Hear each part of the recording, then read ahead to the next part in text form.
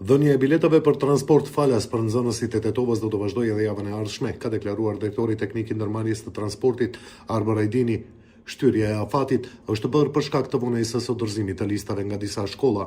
Vazhdojmë me dhënien e kartelave për nxënësit e shkollave fillore dhe të mesme, por këtë afat mendojmë ta vazhdojmë edhe javën që vjen, pasi shumë pak nxënës kanë shprehur interesim për të marrë kartelat.